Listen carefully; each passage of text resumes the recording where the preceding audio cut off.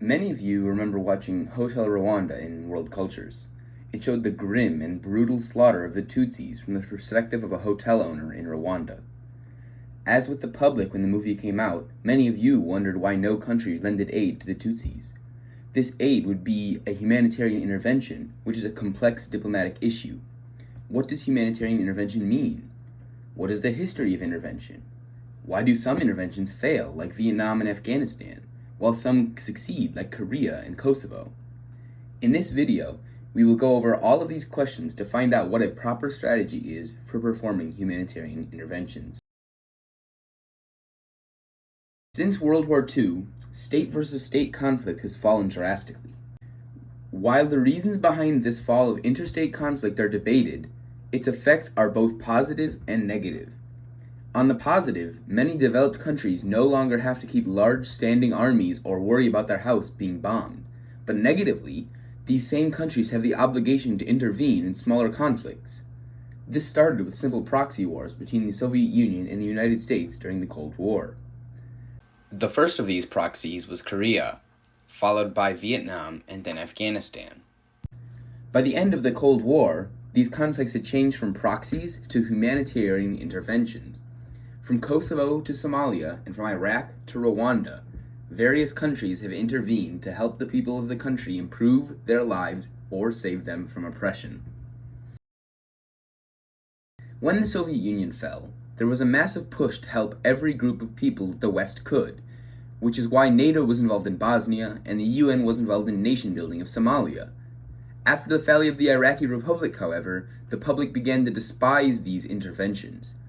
They began making connections from Iraq to Afghanistan to Vietnam and started to call an end to interventions. While there is some merit to these requests for isolationism, we should be wary of completely doing away with humanitarian interventions. After all, there have been many successful interventions in the past, from Sierra Leone to the First Persian Gulf War. Intervention should never be the first option that a country resorts to.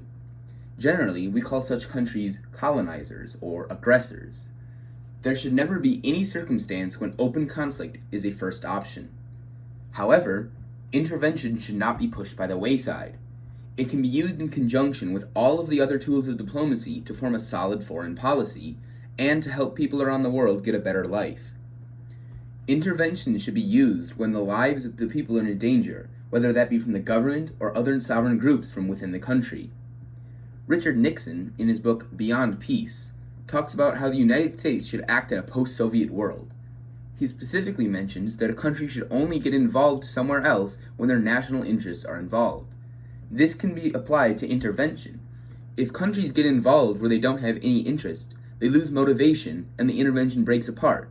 Then countries end up like Libya or Somalia. Once an intervention starts, there's only one more general step that all interveners can take. They need an exit strategy. If an intervention breaks down, or the country foolishly enters another country without having any national interest, a country needs to pull out. A few signs that one should pull out of an intervention is not steadily achieving its goals, such as Afghanistan, or if the intervention loses popular support, like Vietnam. Following these steps, the world should have more successful interventions like Kosovo, and less successful interventions like Iraq.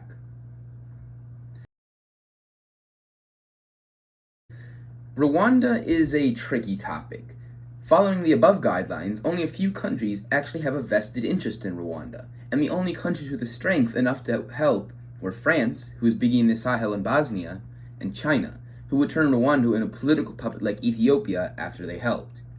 However, if these interveners follow the steps we discussed earlier, any country should be able to help the Tutsis and add another successful intervention to the history books.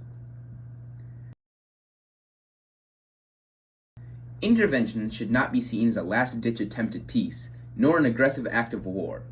When performed properly, interventions can be successful, and more importantly, save millions of lives. The world should continue the standards of normal diplomacy, but also use interventions to their fullest extent.